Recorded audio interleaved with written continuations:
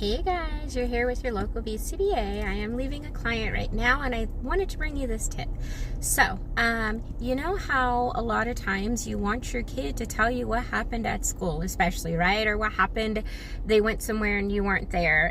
What do you usually ask them? How was your day, right? Now, do you realize that for a child, for anybody, that is such a wide open question. It's almost like there's so many different options of answers that they could give you. They usually say, fine. Right? So one of the goals that we teach our kiddos is recalling events, and that's excellent to be able to remember what happened and be able to tell somebody what happened, right? And that might be about their day. However, we need to teach the parent how to ask the question. So you know what are a couple of better questions that you can ask your kiddo? You can ask them, and I love this when I use this with my own kids. I say, anything interesting happened today?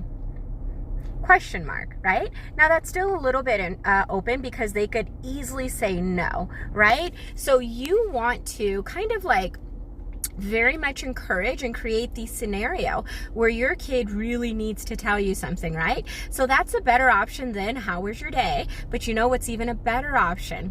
Tell me something interesting that happened today, you know? Or you could say something like, tell me something new that you did today that you've not done before, right? So those are some tips that are going to help you to be able to have better communication with your kids. And do realize when your kid constantly gives you that blanket answer of like, fine, nothing, you know, what, anything like that, it's most likely not that they're trying to keep information from you, but guess what? You've not been specific about the information that you want.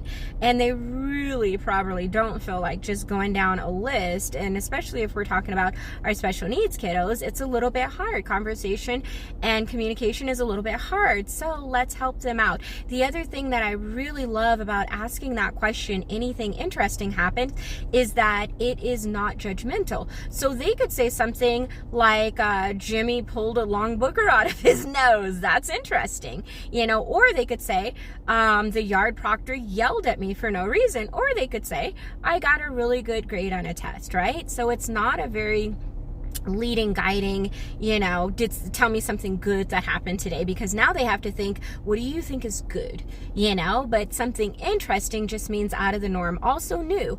If you want to find out if your kid is engaging in anything new, somebody did something that, you know, doesn't usually happen, ask them that question. So I hope these tips are helpful for communication and connectivity between you and your child.